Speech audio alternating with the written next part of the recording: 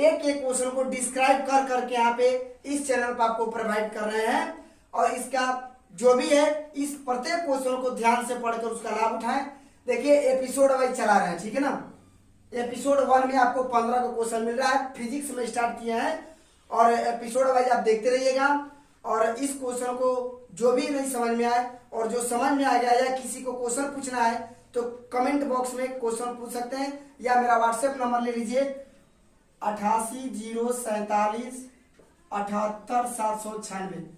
कोई भी 10th class का क्वेश्चन पूछना हो व्हाट्सएप कर दीजिए, तुरंत उसका रिप्लाई हम दे देंगे, ठीक है ना। तो आगे चलते हैं क्वेश्चन पे। क्वेश्चन 1 से 15 तक है एपिसोड 1 में। और कर रहा है, कह रहा है कि समतल दर्पण में प्रतिबिंब बनता है। समतल दर्पण में प्रतिबिंब बनता है, कहने का मतलब ये है कि ऑप्शन में दिया है आभासी बनता है, वास्तविक बनता है, कि उल्टा बनता है, कि बड़ा बनता है। तो देखिए 3 चीज याद करना है इसमें से। समतल दर्पण में जो प्रतिबिंब बनता है वो हमेशा आभासी बनता है, ठीक है। आभासी बनेगा तो सीधा बनेगा। और क्या करता है, समतल दर्पण में आभासी सीधा तथा वस्तु के बराबर बनता है। तो एक क्वेश्चन से 3 क्वेश्चन याद हुआ, ध्यान रखिएगा।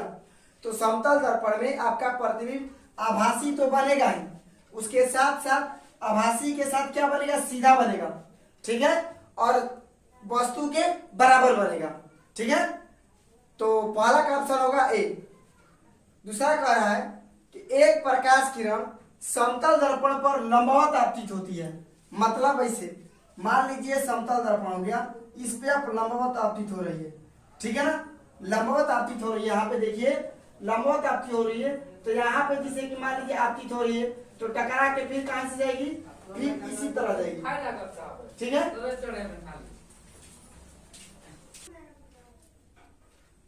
देखिए दोस्तों यहाँ पे मान लीजिए समतल दर्पण है और समतल दर्पण में ये कह रहा है प्रश्न कि यदि प्रकाश की किरण यदि लंबवत पड़े, तो देखिए यहाँ पे लंबवत पड़ रहा है तो यहाँ पे अभिलंब एक ही में बनाएगा। देखिए इसमें तीनों हो जाएगा। मान लीजिए ए में एक समतल दर्पण है और समतल दर्पण में क्या हो रहा है कि यहाँ पे प्रकाश लंबवत आपतित हो रही है, तो परावर्तित किरण R बराबर 0 डिग्री से होकर जाएगा। यहाँ पे आंसर क्या हो जाएगा, देखिए ना 45 डिग्री होगा, ना 60 डिग्री, ना 30 डिग्री, इसलिए आंसर क्या हो जाएगा 0 डिग्री हो जाएगा। क्यों, क्योंकि ना एंगल बना के जा ही नहीं रहा है, तो एंगल बना के वापस कैसे आएगा, ठीक है ना। इसलिए I बराबर R बराबर कितना डिग्री हो जाएगा, 0 डिग्री। परावर्तित किरण कितना डिग्री पर जाएगा, 0 डिग्री पर होकर जाएगा। अब यहाँ पे देखिए आपतित किरण भी इसी पे, परावर्तित किरण भी इसी पर, और लंब और अभिलंब तीनों एक ही पे होगा, ठीक है। मान लीजिए इसको O है, समझ रहा ना। तो इसका आंसर 0 डिग्री होगा, ठीक है। अब कह रहा है तीसरा क्वेश्चन कह रहा है, थोड़ा सा ध्यान से समझिएगा। कह रहा है कि समतल दर्पण में बने हुए प्रतिबिंबों की संख्या हो सकती है, ठीक है। हो सकती है क्या, होती है। तो समतल दर्पण में जब भी आपको प्रतिबिंब बनेगा हमेशा विषम संख्या में ही बनेगा। तो इसका ऑप्शन क्या दिया है, पहला में विषम, दूसरा में सम, तीसरा में ऋणात्मक और चौथा में धनात्मक। तो देखिए ये पॉजिटिव तो दिया है, लेकिन पॉजिटिव तो सम भी तो हो सकता है ना। पॉजिटिव क्या हो सकता है, मान लीजिए यहाँ पे पॉजिटिव क्या हो जाएगा, 4 भी हो जाएगा, 6 भी हो जाएगा, ये पॉजिटिव है, ठीक है। लेकिन सम संख्या में तो बनेगा ही नहीं। समतल दर्पण में प्रतिबिंबों की संख्या सम संख्या में नहीं बनती है, न ऋणात्मक में बनती है, धनात्मक बनती है। लेकिन यहाँ पे ये तय नहीं हो रहा है कि धनात्मक में सम है कि विषम है, इसलिए आपको आंसर हो जाएगा विषम संख्या, ठीक है ना। इसका सूत्र होता है बनाने के लिए 360 बटा में थीटा, ठीक है। और यदि अगर विषम संख्या आता है तो डायरेक्ट ठीक है, यदि सम संख्या में आता है तो इसको जबरदस्ती क्या करेंगे, 1 घटा देंगे।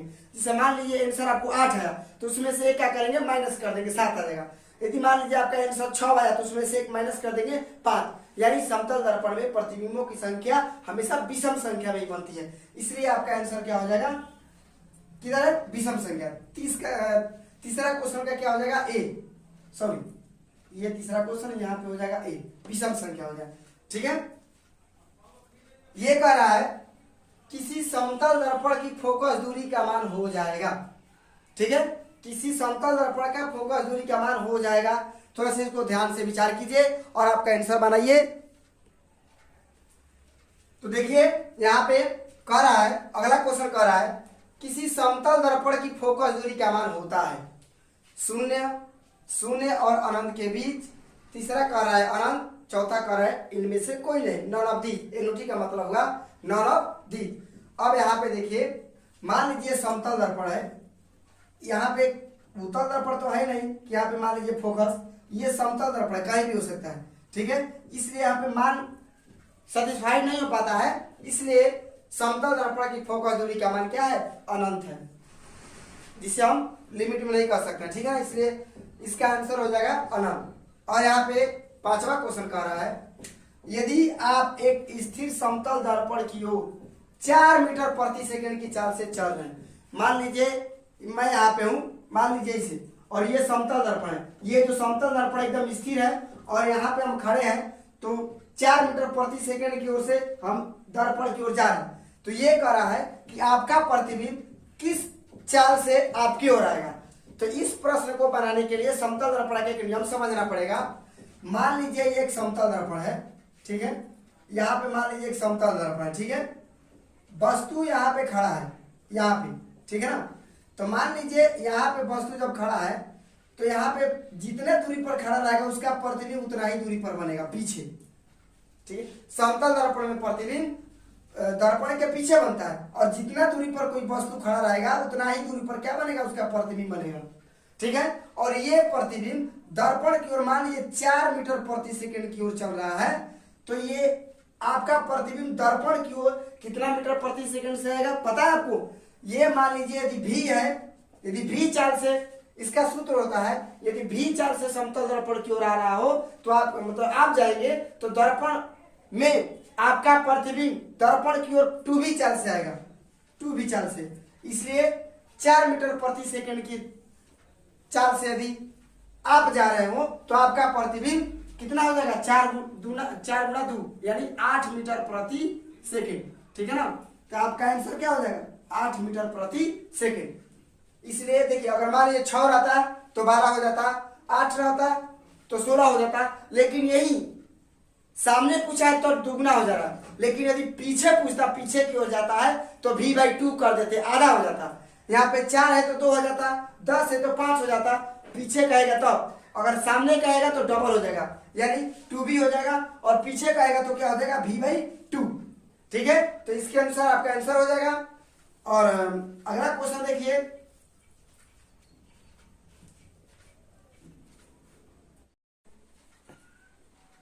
देखिए छठा क्वेश्चन कह रहा है, गोलीय दर्पण के ध्रुव से, जिसे हम पोल कहते हैं, वक्रता केंद्र जिसे C से प्रदर्शित किया जाता है, यदि दोनों के बीच की दूरी मतलब मिला दिया जाए, दोनों बीच के पॉइंट को मिला दिया जाए तो उसे कहते हैं दूरी, और उन्हीं के बीच की दूरी को पूछ रहा है कि उसे क्या कहेंगे, ठीक है।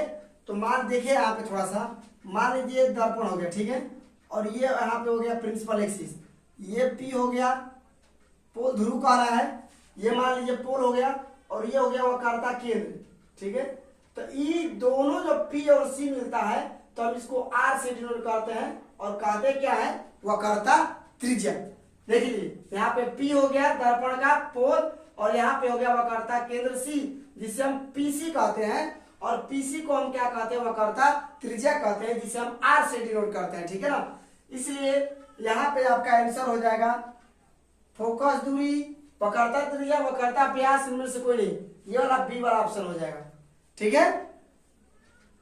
7वां क्वेश्चन, अगला क्वेश्चन देखिए, ये कह रहा है कि एक गोलीय दर्पण की फोकस दूरी दी है 12.5 सेंटीमीटर, मतलब छोटा ए बराबर आपको दिया है कितना, छोटा ए बराबर आपको दिया है 12.5 सेंटीमीटर, ठीक है। और क्या कह रहा है, वक्रता त्रिज्या निकालें। वक्रता त्रिज्या बराबर, ये बराबर क्या होता है बाबू, r/2, और r/2 होता है, और a बराबर दिया है क्या, इसका मतलब r/2 का मतलब यदि r हो जाएगा फोकस दूरी का दुगना, मतलब r बराबर 2 × a, तो फोकस दूरी में 2 से मल्टीप्लाई कर दिया जाएगा तो कितना आ जाएगा, 12.5 है, 12.5 में कितना 25 सेंटीमीटर, इसलिए आपका आंसर क्या हो जाएगा, सी। ध्यान से देखिए, a बराबर r/2 होता है, तो r बराबर निकालेंगे तो a बराबर r/2 होता है, तो r बराबर निकालेंगे तो इधर जाएगा तो 2f होगा ना, तो a बराबर 12.5 सेंटीमीटर दिए तो 2 से गुणा कर दीजिएगा तो 25 सेंटीमीटर हो जाएगा, तो 25 सेंटीमीटर आपका आंसर हो जाएगा, ठीक है। अब देखिए अगला क्वेश्चन क्या कह रहा है, कह रहा है कि निम्न में से किस दर्पण द्वारा किसी वस्तु का आभासी प्रतिबिंब मिल सकता है। ठीक है, किस दर्पण द्वारा किसी वस्तु का आभासी प्रतिबिंब मिल सकता है। पहला देखिए दिया है समतल। देखिए समतल में आभासी प्रतिबिंब प्राप्त होता है।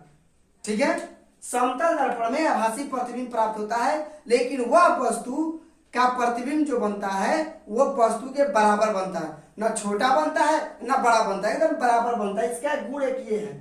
अवतल दर्पण में देखिए आभासी प्रतिबिंब भी बनता है और वास्तविक प्रतिबिंब भी बनता है, लेकिन यहाँ पे प्रश्न केवल आपको आभासी डिनोट किया है, इसलिए अवतल भी उस दर्पण में आ जाएगा। अवतल दर्पण में प्रतिबिंब छोटा भी बनता है और बड़ा भी बनता है। ठीक है ना, और बराबर भी बनता है। तीनों स्थिति अवतल दर्पण में होता है।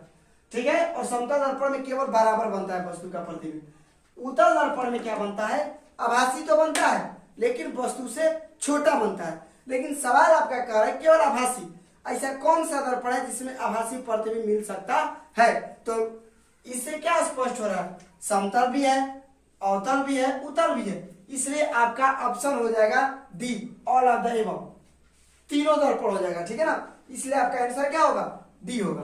ठीक है, अगला क्वेश्चन कर रहा है 9, निम्न में से किस दर्पण द्वारा किसी वस्तु का वास्तविक प्रतिबिंब प्राप्त किया जा सकता है। वास्तविक बोला है। अभी हमने क्या कहा यहाँ पे कि समतल दर्पण में केवल आभासी प्रतिबिंब प्राप्त होता है, अवतल दर्पण में वास्तविक और आभासी दोनों प्राप्त होता है, उत्तल दर्पण में केवल आभासी प्राप्त होता है। ठीक है, तो अब यहाँ पे प्रश्न मिल जाएगा कि कह रहा है कि निम्न में से किस दर्पण द्वारा किसी वस्तु का प्रतिबिंब वास्तविक प्राप्त किया जा सकता है। तो समतल में तो आभासी होता है, उत्तल में आभासी होता है, अवतल में आभासी और वास्तविक दोनों होता है, इसलिए केवल वास्तविक प्रतिबिंब पूछा है प्रश्न में, तो आपका आंसर क्या हो जाएगा, अवतल। ठीक है, यहाँ पे और नहीं होगा। अगला क्वेश्चन कर रहा है 10 में, वस्तु से छोटा और आभासी प्रतिबिंब इनमें से किस दर्पण से प्राप्त होता है। देख लीजिए, अभी हम बताएं कि वस्तु से छोटा और आभासी, तो देखिए समतल दर्पण में आभासी प्रतिबिंब तो बनता है लेकिन वस्तु के बराबर बनता है। और देखिए उत्तल दर्पण में बनता है आभासी प्रतिबिंब लेकिन वस्तु से छोटा बनता है। अवतल दर्पण में भी वास्तविक प्रतिबिंब के अलावा आभासी प्रतिबिंब बनता है लेकिन बड़ा भी बनता है, बराबर नहीं बड़ा भी बनता है। ठीक है, अब यहाँ पे देखिए क्या पूछा है, छोटा पूछा है और आभासी पूछा है, तो ऐसा ऑप्शन कहाँ पे होगा, उत्तल दर्पण में होगा। उत्तल दर्पण में वस्तु का प्रतिबिंब आभासी और वस्तु से छोटा बनता है, इसलिए आपका आंसर हो जाएगा डी, ना कि समतल और अवतल। ठीक है, आपका आंसर हो जाएगा डी, उत्तर हो जाएगा। ठीक है ना, हाँ तो ध्यान से 11वां क्वेश्चन कर रहा है, 11 नंबर क्वेश्चन में कि वस्तु से बड़ा होना चाहिए और आभासी प्रतिबिंब होना चाहिए, तो वो किस दर्पण के द्वारा प्राप्त किया जा सकता है। अभी अभी हमने जाना कि समतल दर्पण द्वारा प्रतिबिंब आभासी बन रहा है लेकिन सीधा बन रहा है और वस्तु से बराबर बन रहा है, वस्तु के बराबर बन रहा है। उत्तल दर्पण में वस्तु से छोटा बन रहा है आभासी बनने के बाद भी। अवतल दर्पण एक ऐसा दर्पण है जिसमें प्रतिबिंब बड़ा बनता है और आभासी भी बनता है। ठीक है, यहाँ पे ऑप्शन क्या हो जाएगा, बी। ठीक है, अब अगला क्वेश्चन देखते हैं।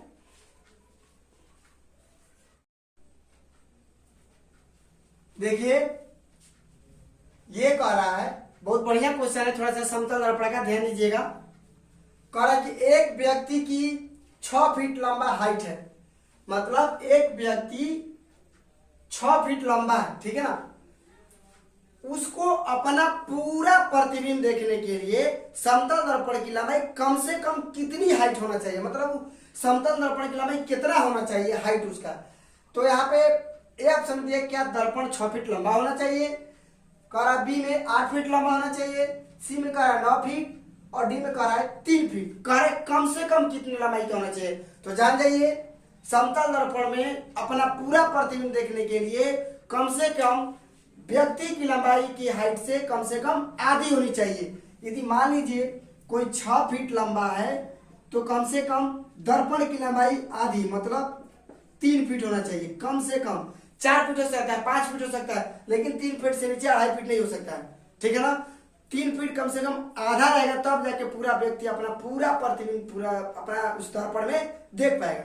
ठीक है, अगर मान लीजिए कोई व्यक्ति 8 फीट लंबा है तो उसको अपना पूरा प्रतिबिंब देखने के लिए कम से कम 4 फीट लंबाई जो इसका रहेगा ना समतल दर्पण में, वो अपना पूरा प्रतिबिंब देख सकता है। यदि मान लीजिए 4 फीट का कोई लड़का है तो वो अपना पूरा प्रतिबिंब कम से कम 2 फीट वाले समतल दर्पण में देख सकता है, ठीक है, तो आधा हो जाता है, ठीक है ना।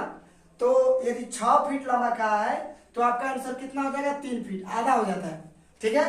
ये न्यूमेरिकल देखिए बहुत ही इंटरेस्टिंग न्यूमेरिकल है, ध्यान से समझिएगा।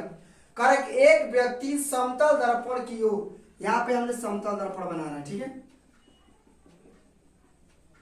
नाम दे दिया एम और एम, ये पेंट कर दिया, ये दर्पण का सामने वाला भाग, ठीक है।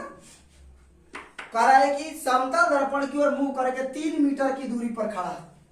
मान लीजिए यहाँ पे 3 मीटर है, ठीक है ना, यहां से इसके बीच की लंबाई कितना हो गया, दूरी 3 मीटर। इसका चेहरा मान लो समतल दर्पण शीशा इधर है तो इधर में करके खड़ा होगा, तो मान लीजिए इसका मुंह इधर है, इधर मुंह है, तो 3 मीटर की दूरी पर खड़ा है। तो यहाँ पे मान लीजिए खड़ा है तो इसका प्रतिबिंब भी तो 3 मीटर पे बनेगा, मिला लीजिए, बनेगा कि नहीं बनेगा। ये मान लीजिए व्यक्ति है और ये उसका प्रतिबिंब है, इसका प्रतिबिंब है। पता है ना आपको, समतल दर्पण में जितनी दूरी पर वस्तु रहेगी उतना ही दूरी पर उसका पीछे प्रतिबिंब बनेगा, एकदम सेम डिस्टेंस पर। ये 3 मीटर है तो ये भी 3 मीटर होना चाहिए, ठीक है ना, हाँ ये भी 3 मीटर होना चाहिए। मान लीजिए इसका पॉइंट ए और ये ए हो गया और ये हो गया बी। एक बार फिर से बता दे रहा हूं, समतल दर्पण में जितनी दूरी पर वस्तु रहेगी उसका प्रतिबिंब उतना ही दूरी पर उसका पीछे बनेगा, ठीक है। और ये कह रहा है कि समतल दर्पण की ओर से मुंह करके खड़ा है, ये समतल दर्पण हो गया 3 मीटर पे यहाँ पे खड़ा है। अब देखिए जब ऐसे खड़ा है और बोल रहा है कि 1 मीटर पीछे हट रहा है, अब अभी बताइए 1 मीटर पीछे का मतलब इधर हुआ कि इधर हुआ, इधर हुआ ना, तो 1 मीटर पीछे हट गया, ठीक है, 1 मीटर पीछे हट गया। ये व्यक्ति 1 मीटर पीछे हट गया, देखिए 1 मीटर पीछे हट गया, यहाँ पे आ गया, तो ये भी तो 1 मीटर पीछे हट जाएगा ना, तो टोटल डिस्टेंस कितना हो जाएगा, यहाँ पे 4 मीटर हो जाएगा।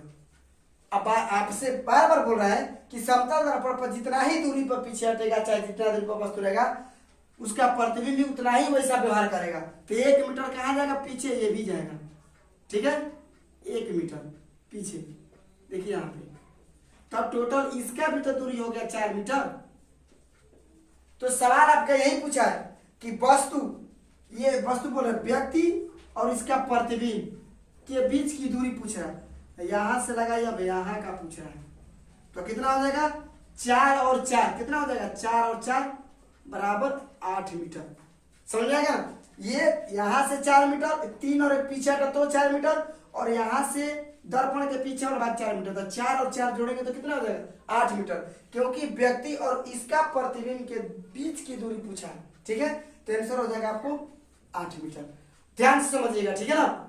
अगला क्वेश्चन है, थोड़ा सा इसको उतार लीजिए, ठीक है ना, देख लीजिए।